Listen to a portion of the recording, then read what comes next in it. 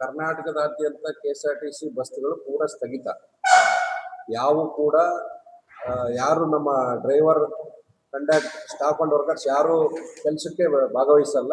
ಸರ್ಕಾರ ಬೆದರಿಕೆ ಆಗ್ತಾ ಇದೆ, ಎಸ್ಮಾ ಜಾರಿ ಮಾಡಿದೀವಿ ಅಂತೇಳಿ ನಿನ್ನೆ ನಮ್ಮ ಚಿತ್ರದುರ್ಗದ ಡಿಪೋ DC ಕರೆದು ನೌಕರದಾರರಿಗೆ ಹೇಳಿದ್ದಾರೆ, ನೋಡಪ್ಪ ನೀವೇನಾದ್ರು ಮಾಡಿದ್ರೆ ನಿಮ್ಮ ಮೇಲೆ ಎಸ್ಮಾ ಜಾರಿ ಆಗ್ತದೆ ಅಂತ.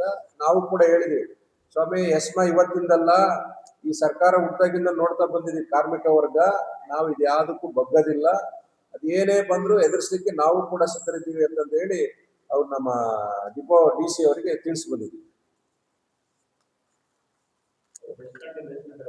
ಬೆಳಿಗ್ಗೆ 6 ಗಂಟೆಯಿಂದ ಅನಿರ್ದಿಷ್ಟಾವಧಿ, ಇದು ಒಂದಿಸಿದ್ದಲ್ಲ, ಬೇಡಿಕೆ ಈಡೇರೋ ತನಕ ಕಂಟಿನ್ಯೂ ಆಗಿರ್ತದೆ ಮುಷ್ಕರ. ಸರ್ಕಾರ ಸ್ಪಂದಿಸಿ ಕರೆದು ಮಾತಾಡಿ ಇತ್ಯರ್ಥ ಮಾಡಿದ್ರೆ ಮುಷ್ಕರ ಕೈ ಬಿಡ್ತೀವಿ, ಇಲ್ಲ ಅಂತಂದ್ರೆ ನಿರಂತರ ಮುಷ್ಕರ 20ನೇ ತಾರೀಕಿಂದ.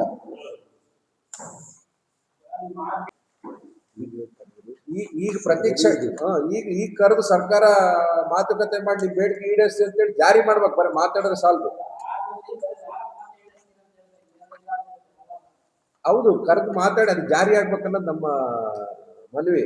ಯಾಕಂದ್ರೆ ಬರೀ ಮಾತಾಡಿದ್ರೆ ಸಾಲದು. ಈಗ 38 ತಿಂಗಳೊಳಗೆ 24 ತಿಂಗಳು ಕೊಡ್ತೀವಿ ಅಂತಂದ್ರು, 24 ತಿಂಗಳಾದ್ರೂ ಅಟ್ಲೀಸ್ಟ್ ಜಾರಿ ಮಾಡಿದ್ಯಪ್ಪ, ಇನ್ನು ಕೆಲವು ದಿವಸಗಳು ಕೊಡ್ತೀವಿ ಅಂತಂದ್ರೆ ಆಯ್ತು, ಏನೋ ಬಿಡಪ್ಪ ಅಂತ ಹೇಳ್ಬೋದು. ಅದ್ರ ಬಗ್ಗೆ ಚಕಾರ ಎತ್ತಂಗಿಲ್ಲ.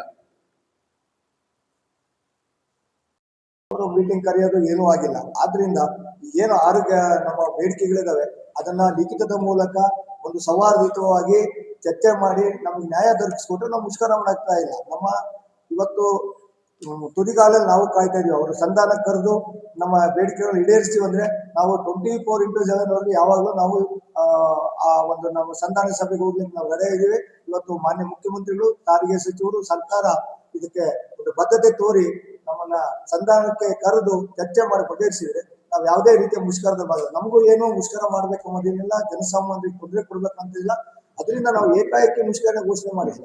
ಕಳೆದ 29ನೇ ತಾರೀಕೆ ನಾವು ಸಂಧಾನ ವಿಫಲವಾದಾಗ ನಾವು ಮುಷ್ಕರದ ಕರೆ ಕೊಟ್ಟಿದ್ದೀವಿ. TV ಮಾಧ್ಯಮಗಳಲ್ಲಿ ಹಲವಾರು ಸಂಘ ಸಂಸ್ಥೆಗಳಿಗೂ ನಾವು ಮನವಿ ಮಾಡ್ಕೊಂಡಿದ್ದೀವಿ. ರೈತ ಸಂಘ ಎಲ್ಲರಿಗೂ ನಮ್ಮ ಮುಷ್ಕರ ನಮ್ಮ ಹೋರಾಟಕ್ಕೆ ಬೆಂಬಲ ವ್ಯಕ್ತಪಡಿಸ್ತೀವಿ ಅಂತ ಘಂಟಾಘೋಷವಾಗಿ ಹೇಳಿದ್ದಾರೆ.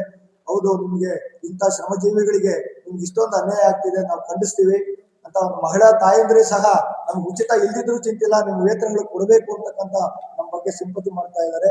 ಆದ್ರಿಂದ ಇದನ್ನ ಈ ಮುಷ್ಕರ ನಿಲ್ಬೇಕಂದ್ರೆ ಇವತ್ತಿಗೂ ಕರೆದ್ರೆ ನಾವು ಸಂಧಾನ ಸಭೆಗೆ ಹೋಗಿ ಮುಷ್ಕರನ್ನ ವಾಪಸ್ ತಗೊಳ್ತೀವಿ. ಇಲ್ಲ ಅಂದ್ರೆ ನಿರಂತರವಾಗಿ 20ನೇ ತಾರೀಕು 6 ಗಂಟೆಯಿಂದ ಅನಿರ್ದಿಷ್ಟವಾಗಿ ಮುಷ್ಕರ ಚಾಲ್ತಿಯಲ್ಲಿ ಇರುತ್ತೆ. ಡ್ರೈವರ್ ಕಂಡಕ್ಟರ್ ಕಡಿಮೆ ಇದ್ದಾರೆ, ಬಸ್ಗಳು 4,000 ಕಡಿಮೆ ಇದಾವೆ. ಆದ್ರೂ ಈ ಬಸ್ಗಳು ಕಡಿಮೆ ಇರೋದ್ರಿಂದಲೂ ಮತ್ತು ನಮ್ಮ ಚಾಲನಾ ಸಿಬ್ಬಂದಿ ಕಡಿಮೆ ಇದ್ರು ಹೆಚ್ಚಿನದಾಗಿ ಹೊರೆ ಹಾಕಿ ಕೆಲಸ ಮಾಡ್ತಿದ್ದಾರೆ. ಆ ಕೆಲಸ ಹೆಚ್ಚಿನ ಹೊರೆ, ಅದಕ್ಕೆ ಪ್ರತಿಫಲ ಶ್ರಮಕ್ಕೆ ನಮಗೇನು ಇಲ್ಲ.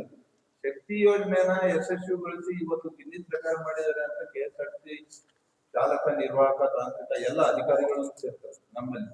ಆದ್ರೆ ಇಷ್ಟೊಂದು ಸರ್ಕಾರ